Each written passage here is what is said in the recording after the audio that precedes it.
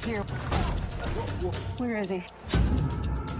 Would you give up everything to look for somebody you haven't met? There was hope of finding him alive. Yes.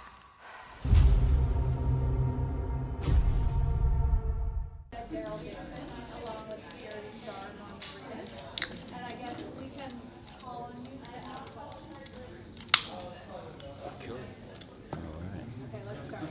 Sorry, I saw you first, so if you don't mind introducing yourself and saying your outlet and then a quick question.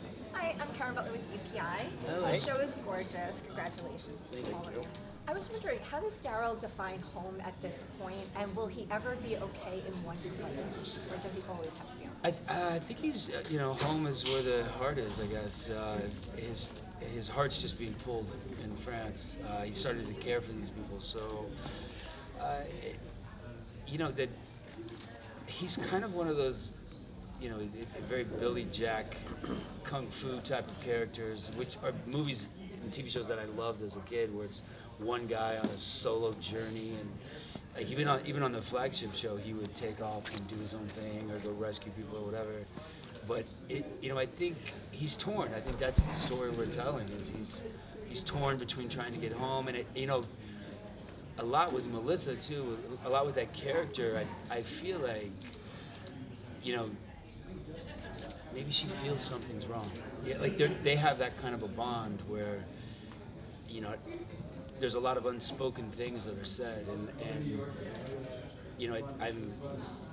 I'm hoping that I already know it because we've been shooting. We're almost on the second season, so the bonds that we made in that flagship show are still very strong there. So she can take care of herself, of course, but doing a show that you do for this many years, the bonds just get stronger and stronger and stronger. So he wants to go home, but he can't leave it like this. He's just not that guy, to turn the other cheek and leave it in a mess. We'll go right there. Can you say your name and outlet, please? Yep. Michael Lemko, head of Ninja. I guess my question's more for David. So in the main show for The Walking Dead, there's a lot of history. You've seen communities built up, you've seen them destroyed, you've seen them rebuilt up again. But here in Daryl Dixon, you're just dropped into France, and it has its own set of rules, society, culture. How did you go about creating all that from scratch without any real history? Well, we really, my attitude was that we didn't have to have all of the same exact conditions as in the American version of the apocalypse. Just like pandemics hit and affect different areas in different ways. So there are some subtle little differences, although it's consistent with what The Walking Dead posits as sort of the rules and the way things work. But in terms of coming up with the groups, it was informed by a lot of things, but it was really starting by saying, what will make this specific to France? What will make this feel like this is a show that could only happen in France and that is informed by France without resorting to cliche and making it. So that was part of the reason for making a journey story of Daryl traveling across all of France, not just standing in front of the Eiffel Tower. Let's see southern France and let's see northern France. And that also led me to the other two big elements, I think, that answer your question, one of which was sort of the history of French Catholicism. And that was connected to my feeling that I wanted to find a lot of hope in the show. I wanted to find pockets of hope. There's clearly darkness. It's a dark world. But I felt like that was an opportunity to find more hope. And then also some of the World War II references, which you see throughout, and the connection between the United States and France historically, and how could we sort of conjure things that relate to that relationship that also affect him as a character. And so that led to the idea of a resistance group and a sort of neo-fascist group, and then also the connection ultimately of Daryl through the childhood that we've already heard about in The Walking Dead, sort of connecting another dot to that, which is this story of the grandfather who died on the beach at Normandy. It's pretty fascinating too, because standing on that beach, it takes your breath away. It's powerful when you think about the sacrifices that people made for somebody that they didn't even know. They didn't even know these people, and the grandfathers and the husbands and the sons that died. It's palpable. And we were fortunate enough to really be able to experience so much about the culture of France. When I landed, we went on scouts and we went to Marseille and we went all the way through Lyon and all over the place. But that, I remember reading the script for episode 6 and having Daryl on the beach, and everything that's signified in that moment of Daryl looking at the grave is understanding the sacrifices that you make for people that you don't even know, Right. or that you barely know. And I think that moment, I was even telling Norman, just his performance in that moment really tells the entire story of what it's like for that character to be in France and how it affects him. And I think we were all affected, and I imagine Yeah. Norm will say the same thing, by being in all those real places. So it's rare that you write a show like this that has an incredible array of locations and places that we're going, and just every time we're in the real place. You know, And we're in moved the real by- place. and moved by so that that affects physically, yeah. it affects everybody in the company, and I think it probably affects Norman when he's standing looking at his grandfather's grave, and he knows that's where the American soldiers actually landed, right below him. Yeah, it was haunting. Eric had a really good line when we were shooting in the catacombs about what was the line? It's we've been through. America's He says young America's an country. infant. We've been through hundreds of years of apocalypse, and we'll get through this one. Yeah. You know, And he's he's referring saying to all the bodies in the catacombs. And Yeah, he's saying it was walls of skulls behind it. It was, everything affected it. And that was a difference too. Sorry, one last thing is that the idea of history, the historical memory of being in France, and the sort of cultural influence, that's something we could do in France that you couldn't do in an American version of the show, because America's an infant, and these countries have been there, in Europe at least, have been there for hundreds, thousands of years, and been through lots of other stuff. Hi, Nigeria Chambers of Big O Belt Media. Congratulations on the huge news today with season 2. Very excited. I got to be honest, we were a little heart-wrenched at the end of The Walking Dead, seeing the departure of Carol and Daryl. And there was hopes and rumors that was going to potentially be a show, ultimately resulting in the Daryl Dixon show. Now hearing that Melissa is coming back, I just want to know if you can just kind of talk us through the timeline in terms of when Melissa became on board or re-on board, or was this always the plan to... She was on board before the first script came out. And, the media says this, and social media says that, and I literally told the truth. Yeah. She's been here since then. But we did want to keep quiet about some things so we could have, and I hope, I don't know if people will, but it'd be awesome if the audience gets that surprise. Yeah. Because it was hard hiding her. Oh, you mean before the finale? Yeah, it was very hard. We were shooting at La Défense, and there was like Just 3 more days. 500 people with cameras taking pictures, and we're like, does everybody see I think that? Jeffrey put out a tweet or something. Yeah.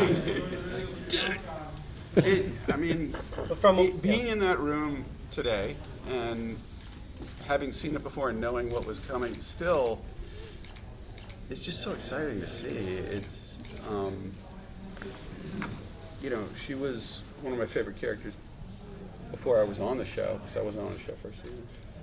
But I mean, just seeing her back like that, with an audience, Yeah, it was amazing. absolutely. What were you about to say, Dave? Oh no, I was just going to say, from the time I started, that was always the plan, and I was super psyched about it. Although it was a secret I kept in my pocket for a long time, but we were always building to sort of getting to a second season that included Melissa. Thank you. Sorry. You in the blue coat, sorry. No. I mean, let's talk about you. The orange shirt underneath. We could do one and then Yeah, you do one and another one. Yeah. That's not blue, that's black. Okay, maybe 1, 2, 3. I'm Kelly Boyle, a TV Insider at TV Guide Magazine. So, were you on set that day when Melissa filmed her scene, and what was the feeling there? And you weren't on set when you see her scene? She filmed a little bit before without me. And then the days that we shot are episodes that haven't come out yet. So we were bouncing around depending on location and all these other things. You never shoot like exactly chronologically, That day she shot that scene, I was there, and she was very excited to play the character again. But it was interesting because everyone around her was different. Right. First day, same There was nobody there that she knew except for me, and she didn't know me that long, She didn't know. She hadn't met the She didn't director. even- She hadn't she met the didn't crew. She still doesn't. I think but she that- knew me. She knew me. That's a secret. Because Norman wasn't there. I think. Oh, were I you was there that day? I couldn't Yeah. remember. Okay, but yeah. So Greg, she knew well. Obviously, me, she knew a little bit, but everybody else. So I think it was a weird, cool feeling. It's like I'm playing Carol, and that's sort of the idea. Ultimately, of the show is like these characters displaced to a different environment with different people around them, and how that impacted them. But she had that real experience, I think, on that first day of shooting. But she was super stoked to be there. And I think, look, what's interesting about this show, and talking about the beginning of Walking Dead, where you had a really core group of people, and that small group, and I think having the show concentrate on Daryl, specifically and his experiences, allows to lay the groundwork for that, and then to bring Carol in later. I think it allows for richer storytelling, and it just doesn't rely on two characters that you already know, because then there are less places to go. I think it allowed Daryl to grow, and the thing I love about having Norman and Melissa as executive producers is they're involved in their character storytelling, Yeah. and a lot of times, in the mornings I'll always go to Norman's trailer and we talk about the scenes together, and there's a lot of collaboration. And that feels great from an artist's standpoint, to be able to collaborate. And Norman, when he got hired on The Walking Dead, it was because Frank Darabont saw him and loved him and told me one day, call John Carpenter and find out what it's like to work with Noman Reedus, because I really like him and I want to work with him. And I called John, and John said, he's an incredibly intuitive actor. He comes to set prepared, and he's really, really knows his character. And he's proven that to me. He's proven that to me over and over and over again, because I love what he's done with Daryl. I feel like this Daryl Dixon has grown 20-fold to what he was able to do on the other show, and I'm really excited to see that. And I talk to Melissa all the time, so. Yeah, one other thing about that, just with both, obviously with Norman, but then with Melissa later, a lot of collaboration with me and the writers, because we'd be fools not to rely on actors who know these characters as well as they do. It's a different thing. It's kind of a gift, because they know so much about who they are already that you want to build on that. You don't want to get stuck and stagnate in that, but you want to say, like, so the first conversations I ever had with Melissa were, what are the places you think that Carol needs to go next? What are the things that are unresolved? What are the stories, that feel like the next evolution of the character, while being true to the character? Same thing we did with Norman. Like, we're not changing the character. We're not changing who he is. We're not changing everything we know about him, but how can we allow him to continue to evolve in a way that feels real, but also feels like he's moving forward? With the red shirt now. Just to clarify, AsianNerd.com. First off, amazing job with the series, guys. Thank you. Thank you. I know you touched on this a bit with, France always becoming a character itself within the series. Like, what were the steps to secure a lot of these locations? I mean, we saw the catacombs, Jim Morrison's grave was like in there. Yeah. How far along into season 2 are you? We're about halfway through season 2. We've done most of 3 episodes, and plan is for 3 more. And on locations, it's tricky, and in France it works a little differently than it works here. But what was required was a lot of advance time. So we had to sort of know what we were going to do long in advance. And so Mont Saint-Michel, for example, was a location I never thought we would actually be able to shoot in. I went there with the location manager. We schmoozed the mayor. We schmoozed the head of security, and they let us come. And then because we behaved well, they let us come back so that we can continue to shoot in and around Mont Saint-Michel. The catacombs, was an incredibly hard place to shoot, but I just felt like we wanted to go to the real catacombs and be able to say, like, we've been in the catacombs. But it was a very challenging place because of the space and the air and all kinds of things. But so there were a lot of challenges that were exciting to get through, because once we were in those places, it mattered. It just mattered a lot. But you have to be very careful in a lot of those locations about, when we were in the Abbey at the beginning, when we're in any religious site, when we're in the cemetery, lots of things you have to be very careful about. And in France, they're even stricter about some of that stuff than we are here, in my experience at least. Yeah. So we had to be really cautious. You can't get blood. Like, if you're talking about, an abbey that's centuries old, can't pour fake blood on the ground because that's just, so we would have to do a lot of advanced recon. And a lot of these places like Mont Saint Michel, they don't close it. They can't close it. So there'll be tourists on one little street over here, and then we're shooting up on this street. And there were a couple shots that we did where there were people walking on the sand flats outside, and you can't tell them, excuse me, we're filming. So we would have to go in and digitally remove. We did break the Eiffel Tower. So, that was an accident. And the train, one other thing about that, the hardest one actually I forgot was towards the beginning when we had to get the metro train for episode 2, when Isabel's down on the metro track and she sees the train go by and the walkers are killing people inside. And that was a huge thing, very difficult. They didn't want any walkers anywhere in or near the train. Eventually we got them to allow us to have walkers in the train, but the walkers can't actually bite anyone in the train. We couldn't put blood in the train. We couldn't have a walker engineer of the train, so there is you see nobody driving the train. And things like that that were very long conversations going back and forth. So that, it was kind of like the Watley's farm. You couldn't cuss in her farm house. With the baby monitors everywhere. Yeah, they were listening to see if anyone's cussing. And every time I thought it wouldn't work, and most of the time it worked, and it was always worth it. Like sort of touching on that a little bit.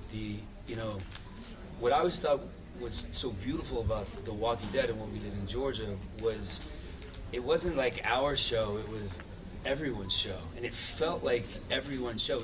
It started little, and it got bigger and bigger with the fans of the show, and it always felt like it belonged to everybody. And us going to France, it was really important to us not to do an American bastardized tourist version in France where everyone has a brie wheel and a poodle and a beret on,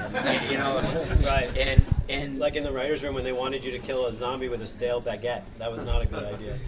You're a writer, so if that came from you, I didn't complain. But we wanted the French people to feel like it's their show there as well, and we wanted it to be authentic. And there was, we had French writers. There's little French jokes in it that only French people know. We fought to have a lot of the dialogue still in French, and not, we fought for subtitles, We were striving for as much authenticity as we could all the way through, and we won a lot of those battles. Yeah. And that was what Norm just said, and it, we're also very, I think the three of us who were kind of leading the pack there in France are all kind of open, like we're comfortable, so we were very open to sort of, sort of ingraining ourselves culturally in France and letting that sort of feed into the show too. I speak a little French, and so I was really worried about what you just said. Actually, I was really worried about the tourist version of the show. So it was. Me too. And that was part of the reason we thought about how much French language there would be. I think some of the French crew would have been fine with it. We were the ones that. I'd say some of the French crew were like, putting cigarettes and berets and zombies and stuff, and I'm like, what are you doing? They were like, oh, this is funny, and we were like, no, this is not what we want to do. They were super appreciative that we didn't just make all the French people speak English. They were very appreciative. I had more than one actor, including Clemence, who plays Isabel, say, like, I can't believe how much French they're letting you put in the show. And I said, well, they're not letting me put it in the show. No, you, as a matter of fact, if you had your way, we would have had more. We probably would have had more. But, I mean, yeah. Hi, guys. My name is John from Dead Talk Live. Scott, I have a question for you. Yeah. 2023 could easily be said was a crucial year for this franchise. The main show ended. A lot of spin-offs started.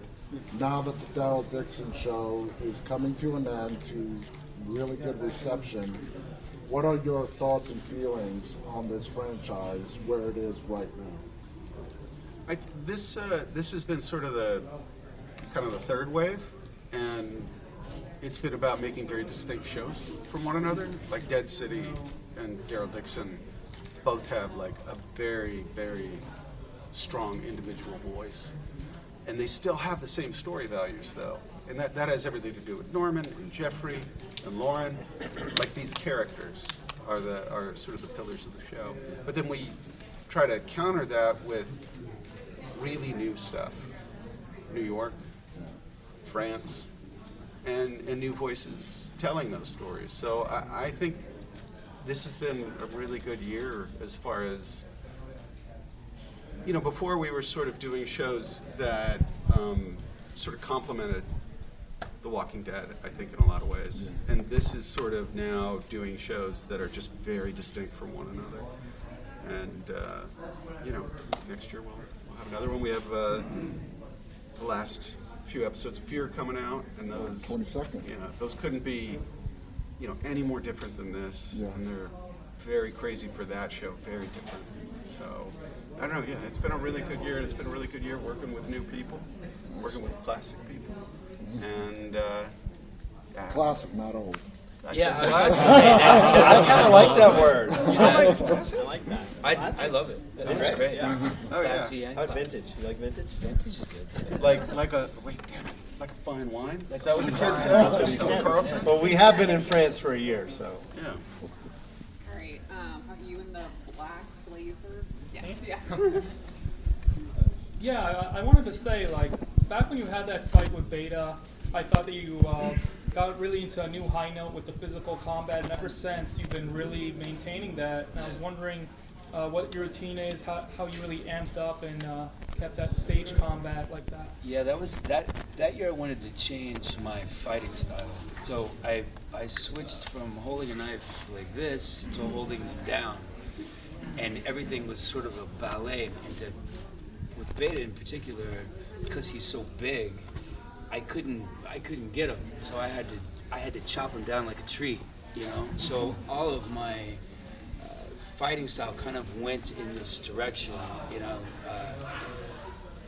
There was a scene before Beta. It was like maybe 2 years before that, when I popped out of the sunroof. That was I want to say Ernest directed that episode. No, that was Dan Sakon. Yeah. But I pop out of this thing, and there was so many walkers in a tight space that there was just no room to do that, and that's kind of where the idea sprung from. Ducking under arms and just getting to a certain point. We did it at the Eiffel Tower with Louis when he's being taken away. It's just more efficient. What the crazy part is, I live in New York, and what that was doing to me in my head, like I'd see like 10 tourists in the middle of the sidewalk, and the first thing I think is like, okay, if I throw that one into that one, I can combo, and I would like sort of mathematically find the fastest way to get through them, and I was like, oh my god, what am I thinking about? But that fighting style worked well for Beta in particular, because he's just so big. So I just wanted to chop him down. I'm near Rega from the Natural Aristocrat definition. Right on. Do you in the yellow sweater back there? I have a follow-up. Can you talk through the decision to have Daryl use the flail or the mace as his signature? It was me. I just like it. It's that crossbow weighs like 45 pounds, and I have to say I love the crossbow. But when you strap it on your back and you run across the field, that thing just bangs into your spine. It's so gnarly, And then all the questions: how does he find more bolts for the But also, all these questions are sometimes. But also, I think you want to. I felt like you wanted to change, like it was sort of changing the vibe of the character a little bit. Yeah. It made more sense. He's not going to take his bike to France. He's not going to get it over there. Yeah. So he's probably not going to get his crossbow there, especially the way we told the story. So it made sense, sort of, to say like, hey, we're trying to say Daryl Dixon in a different place. Take his weapons away.